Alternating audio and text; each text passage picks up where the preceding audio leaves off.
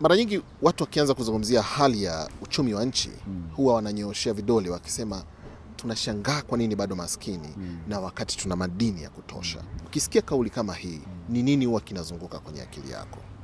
Kwanza nikiona mtu anasema kwamba sisi tuna utajiri mkubwa kiasi hiki lakini bado ni maskini, kinachokuja kwenye akili yangu ni kwamba huyo mtu anatamani tufanye vizuri zaidi. Na ni makosa makubwa sana kuamini tumeshafika wakati tunapaswa kwenda mbele zaidi. Na mashaka hayo na matamanio ya watu ni kitu kizuri kinachotufanya wakati wote tujiangalie na tufanye vizuri zaidi ili walau tupunguze umaskini wa watu wetu. Kwa sababu ni kweli kwamba tunazo rasilimali nyingi na hasa nchi zetu za Afrika tumezungukwa na utajiri mkubwa tena wa asili ambao hatujawekeza chochote kuupata, Mungu ametupa, lakini kwa kiwango kikubwa haujabadilisha maisha ya Waafrika. Na ndio maana nchi yetu ya Tanzania tumekuwa tukichukua hatua mbalimbali. Awamu zote unazoziona. Awamu ya kwanza yenyewe ilisema kwa kuwa hatujajipanga vizuri basi bora madini yasubiri, tutayachimba baadaye. Baadaye awamu nyingine zilizofuata zikatunga sheria. Baadaye kila mkitunga sheria mnaona bado kuna matobo mengi, mnarekebisha zile sheria, mnagundua kuna kanuni haziwabebi watu wetu, hazitusaidii kukuza uchumi. Ni hicho kwamba tunayo madini, ni lazima yatubadilishie maisha yetu. Lakini jambo moja ambalo lazima tulielewe ni kwamba madini haya pamoja na kwamba tunayo, ili tuweze kuyafikia tunahitaji kuwekeza fedha ili upate fedha. Hauwezi tu kusema nina dhahabu chini ya ardhi inatosha. Haina maana mpaka uichimbe uitoe. Sasa ili uifikie hapo sasa ndo kuna mchakato mkubwa. Vijana wa siku hizi wanasema hapo ndo kipengele.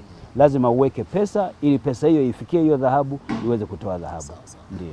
Mataifa mengi ya Afrika, moja kati ya jambo huwa linawagombanisha ni swala la madini.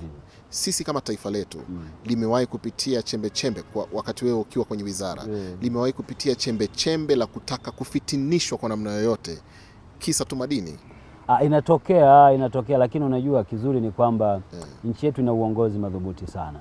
Na watu wetu hasa wa Tanzania sisi, utamaduni wetu si wa kuhasimiana. Na unajua watu wengi watagombana kwa sababu kuna background ya ugomvi huo. Aidha kuna background ya tofauti ya kisiasa, kuna background ya tofauti ya kimakabila, kwamba kabila fulani wanachimba kwetu na sisi ni madini yetu, au kuna background nyingine ambazo zimesababishwa na mazingira tu ya watu kutokuridhika. Sasa hili la madini linakuja tu kulipua kama chanzo. Kwetu sisi mazingira yetu ya kisiasa ni mazuri sana. Mtanzania yoyote anaruhusiwa kwenda mahali kokote kwenda kuchimba, au Mtanzania yoyote anaruhusiwa kwenda mahali kokote kuvuna rasilimali ili mradi amefuata sheria za nchi. Na kwa hiyo utaliona kuna mataifa mengi wanapigana wao kwa wao kwa sababu ya rasilimali madini.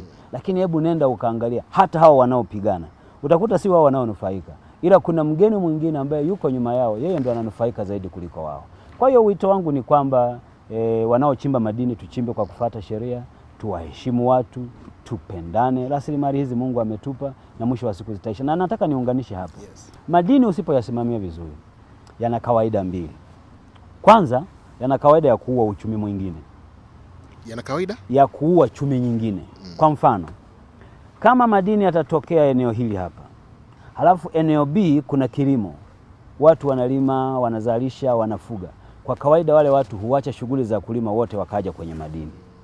Matokeo yake ni nini? Siku pakifa hapa unakuta na kule kulisha kufa. Kwa hiyo ndio hicho tunachosema kwamba ni lazima kudiversify. Yaani wakati unatengeneza uchumi wa madini, ufanye uchumi wa madini ufungamanishe na uchumi mwingine. Ili siku madini haya hayapo, basi kuwe na kiwanda kimejengwa, kinaendelea kutoa huduma, kuwe na mashamba yamelimwa, watu waendelee kupata pesa. La pili, madini yasiposimamiwa vizuri yanaweza kuwasababishia migogoro ya kisiasa. Kwa sababu natural resource kwa mara nyingi zinageukaga kuwa rana ya nchi. Ndio maana kuna dhana inaitwa rana ya rasilimali, kwamba watu ambao wana hizo rasilimali hawalali wala hawapumui kwa sababu ya hizo rasilimali. Kwa hiyo sasa sisi kwa kuwa na uongozi madhubuti ambao unasimamia vizuri mgawanyo sawa wa namna ya kupata hizo haki, unatuondolea hayo mazingira au vihatarishi vya watu kutokulalamika. Ndio maana Mheshimiwa Rais anasema wakati tunashughulika na wachimbaji wakubwa, tuhakikishe na wachimbaji wadogo wananufaika. Maana yake ni nini? Kusiwe na kundi la watu fulani tu ndio wananufaika na madini, halafu kuna kundi kubwa jingine linaonekana bado lina hali ngumu. Ndio maana leo utaona mchango wa wachimbaji wadogo ni mkubwa kuliko wakati wote kwenye historia yetu. Kwa sababu gani? Wamebebwa kwenye gari moja la kukuza sekta ya madini. Sawa. Kwa nataka kutuambia pia kwenye sekta madini ndiko pia kuna rushwa kiasi kikubwa. Rushwa iko kila mahali, iko kila mahali, na kwa sababu hii ni biashara ya watu wanaoshughulika na fedha, kwa vyote vile kuna watu watajaribiwa hiki na hiki. Na kitu muhimu kwenye kupambana na rushwa, shughulika na mianya inayosababisha na rushwa. Kwa mfano, kuna rushwa kwenye kutoa leseni, shughulika na mfumo wa utoaji leseni. Weka mfumo ambao mwanadamu hakutani na mtu, ni mfumo wa kwenye kompyuta, mtu anaingiza maombi, anaprocessiwa, anakutana na leseni. Huna mahali pa kuuza madini yako, weka masoko, weka na bei elekezi. Mtu anajua na dhahabu yangu gramu 5, bei elekezi iko kwenye ubao, ana sababu gani ya kumpa mtu rushwa? Ukimaliza utaratibu wa vibali, weka utaratibu kwamba ndani ya kipindi hiki mtu akiwa ameshakamilisha taratibu zake zote, basi atapewa vibali vya kusafirisha. Utapunguza hauwezi kuimaliza, lakini angalau kwa kiasi kikubwa utakuwa umepambana nayo. Na hata wewe pengine kama waziri unakutana navyo vishawishi kama hivyo. Sasa uzuri ni kwamba kwenye utumishi wa umma kila mtu ana namna yake ambayo anakutana na changamoto hizo. Muhimu ni wewe kuangalia heshima uliopewa na nchi. Mimi najaribu kujiuliza, nimetoka kijijini nimefika hapa. Mheshimiwa Rais amenipa imani kubwa ya kunifanya kuwa waziri wa madini. Ninayesimamia sekta ya madini nimsaidie kwenye eneo hilo. Hivi kuna thamani gani ya pesa ya kuja kulingana na hiyo heshima? Lazima utosheke. Nageuka nyuma na angalia nilikotoka na hapa nilipo, inanifanya niamini kabisa kwamba sina kitu cha kutamani cha mtu, na sioni sababu ya kufanya hivyo, kwa sababu kufanya hivyo ni kujivunjia heshima mwenyewe. Na by the way, utachukua vingapi? Sawa. Vingapi vinamshibisha mwanadamu? Kwa hiyo ni mambo ambayo nasema tuzingatie sheria, tupigane na rushwa, tutoe leseni, watu wachimbe, tukuze sekta ya madini. Mheshimiwa Rais aliwahi kutamka wazi akisifu utendaji wako. Na kwa kauli yake ni kama anaonesha na kuamini, anatamani uendelee kuwepo hapo na ulete mabadiliko, kwa sababu sekta madini imechangia kwa kiwango kikubwa kwenye pato la taifa. Ulikuta hali gani ndani ya Wizara ya Madini na nini ulikifanya kuleta mabadiliko hayo kiasi kwamba Mheshimiwa Rais kukuamini kwa kiwango hicho?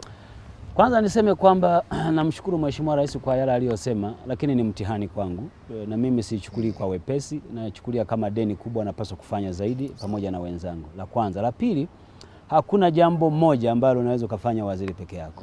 Unahitaji wenzako. Una watumishi wengi kwenye wizara, unakutana nao, mnazungumza, tunataka twende wapi. Lakini jambo ambalo ndio siri ya urembo ni kiongozi mwenyewe anayesimamia hiyo sekta anataka nini. Ukijua maono ya Mheshimiwa Rais, anataka sekta ya madini ikuze uchumi wa watu, iwasaidie watu, huna ajenda yako. Mimi kazi yangu ni kumsaidia yeye. Kama kuna lolote zuri linalotokea, ni yeye mwenyewe Mheshimiwa Rais amelielekeza litokee. Kama kuna baya lolote linatokea, ni udhaifu wetu kama binadamu, na tunafanya kila tunachoweza kupunguza huo udhaifu ili alichotaka Mheshimiwa Rais kitokee tukifanya. Na kwa hiyo tulikuta mambo mengi yalishaandikwa miaka mingi. Watu walikuwa nalalamika hatupati zaidi miaka mingi, toka wakati wa kamati ya kina Bomani miaka ya 98 mpaka tunakuja kurekebisha sheria ya madini mwaka 2010. Watu walikuwa nalalamika. Watu walikuwa nalalamika kwamba migodi hii wanapata huduma zote kutoka nje ya nchi. Watanzania hawezi kufanya biashara na migodi, na ni kweli. Wakitaka kununua nyama lazima waagize kutoka nje ya nchi, wakati tuna ng'ombe nyingi sisi wa pili Afrika. Wanataka mchele lazima waagize nje ya nchi. Yalikuwa nalalamikiwa. Kwa hiyo kilichotokea, Mheshimiwa Rais akaja na msimamo wa kusema kwamba haya yanayolalamikiwa yaondolewe. Kwa kufanyaje? Hakikisheni kama kuna bidhaa yoyote inayopatikana ndani ya nchi nunuliwe ndani ya nchi. Na kwa hiyo Watanzania wafanye biashara na migodi. Hiki ndio kinachofanyika. Walikuwa wanasema leseni wanapewa wageni tu, na walikuwa wanatumia neno wazungu ndio wanapewa leseni. Mheshimiwa Rais akasema hapana, wapeni na leseni na hawa wadogo, na wao waweze kufaidi manufaa hayo.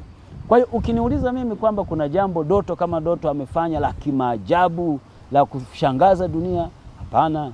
Aliyefanya ni rais mwenyewe. Mimi nafanya kazi ya kutafsiri maono ya Mheshimiwa Rais ili yatokee, na najizuia sana kuchukua sifa yoyote ambayo kwa kweli sio yangu peke yangu, ni sifa ya watu wengi waliohusika. Sekta ya madini pale tuna watumishi wengi zaidi ya 300 wako pale. Hawa wote tunachakata mambo ya madini. Haiwezi kugeuka na kuwa sifa ya mtu mmoja. Ni kweli linapotokea jambo jema utatajwa wewe, kama ambavyo likitokea jambo baya utapigwa wewe.